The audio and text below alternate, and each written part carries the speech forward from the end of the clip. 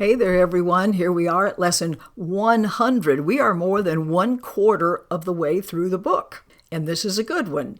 My part is essential. We've been talking about plans for salvation and so on, but now we're making it very clear. My part is essential. It's not optional to God's plan or love's plan for salvation. Salvation obviously bringing us back out of our madness, back to sanity, back to the awareness of being love ourselves. So then it starts at the beginning, just as God's Son, which is creation, completes the Father, which is creator, so our part completes the salvation plan. It says salvation has got to reverse this crazy idea and belief in separate thoughts and separate bodies and separate lives and separate ways and separate ideas about what's important and what's not important. It says one function shared by all of these separate minds unites us in one purpose. Now remember what a function is. The function is the natural or proper action for which a person or other thing is fitted or employed. It's our natural and proper action. That's our function. Since as we think we're separated things, we need to unite back together, and we do that when we share a common purpose. Because, as it says, each one of us is equally essential. Get that. Everyone is essential. There aren't any throwaway people. There aren't any throwaway aspects to creation. Everybody has an essential part in wholeness. So God's will for us is perfect happiness. And why would we choose something else? That would be insane. The part that is saved for us to take in working out his plan is given so we can be restored to what he wills for us, which is happiness.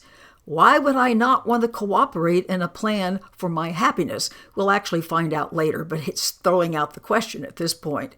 This part, our part, is as essential to his plan for everything, for wholeness, as it is to our happiness. Our joy, our happiness has to be complete so that his plan of perfect happiness for everybody can be understood by the people we run into, the people he sends to us, that we encounter. Everyone can see when we're happy and when we're feeling joyful, and they can see that that option is there for them as well. They can see what happiness looks like. Happiness is not theoretical. So it starts the next paragraph by reminding us again, we are indeed essential to God's plan or love's plan.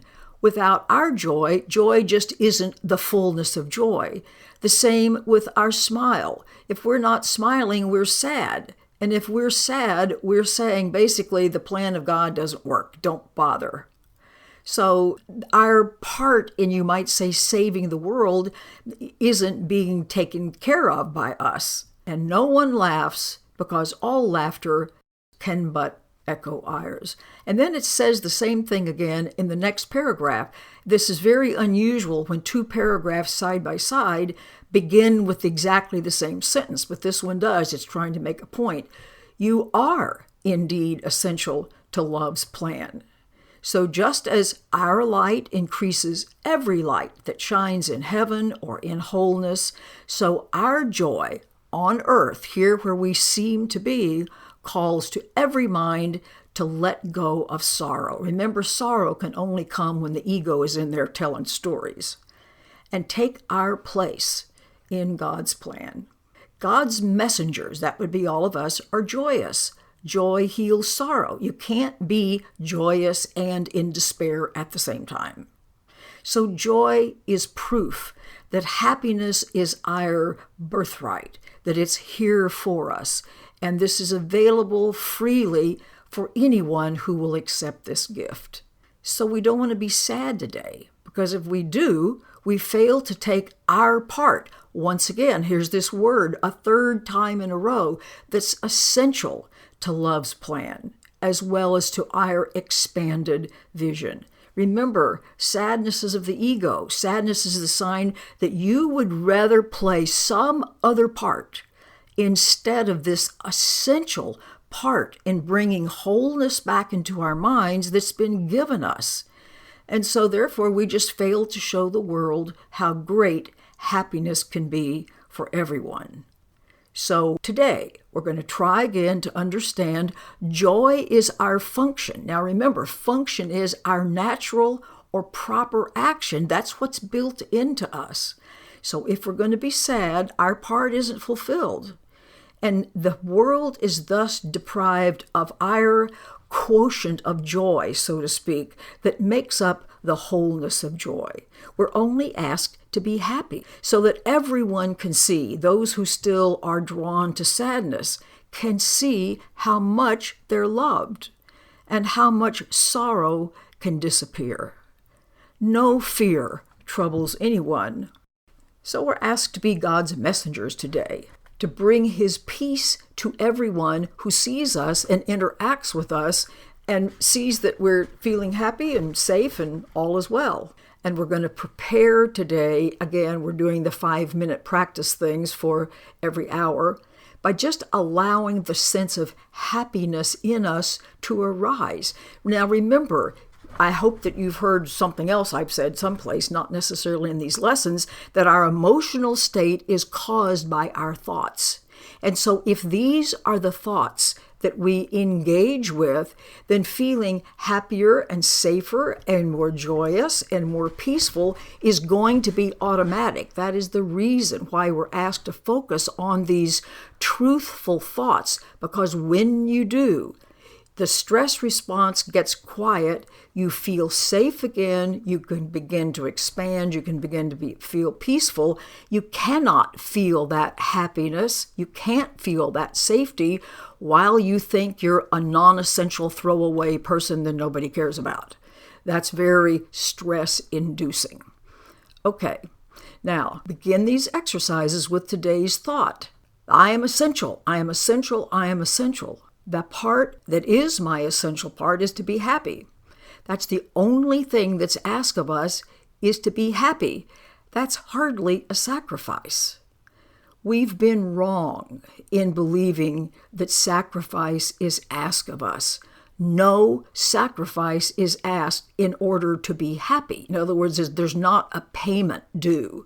And we've been so wrong in thinking we have ever been asked to lose or to sacrifice or even to die. So now we're going to try to find this joy to prove to ourselves and all the world that this is the plan for us. God's will is the way we were created, and it's our function. This is our natural way of being. We're going to find it here, and we're going to find it now, and this is why we came. For all of us who felt like something was missing, it was.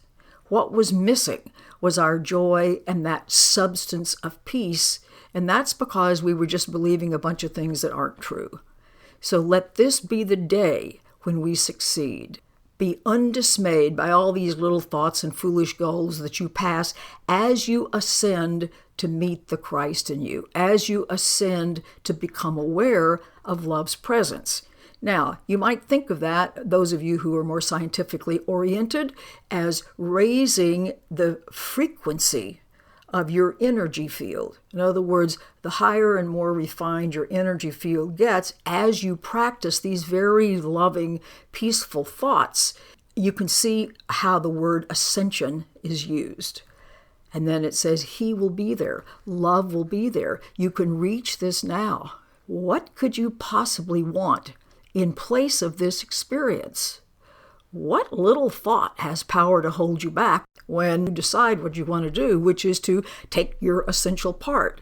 What foolish goal can keep you from success when he who calls to you is God himself? When it's love that's calling to you, we miss it. That's what we want. That's what we want to experience. We've looked in the wrong places for the right thing. He will be there. Love will be there. We are essential to this plan to bring everyone into the oneness fold. So we're the messengers, and we must find out what he would have us give. In other words, we've got to find the happiness and the joy and peace, because that's what we're going to pass along. It is yourself. It is the whole one consciousness, if you want to think of it that way, that's calling to us today. And it is this same consciousness that's answering. Every time we tell ourselves we are essential to love's plan for the transformation of the world. A pretty tall order, but one that's guaranteed to succeed. I hope you have a beautiful day today. Goodbye.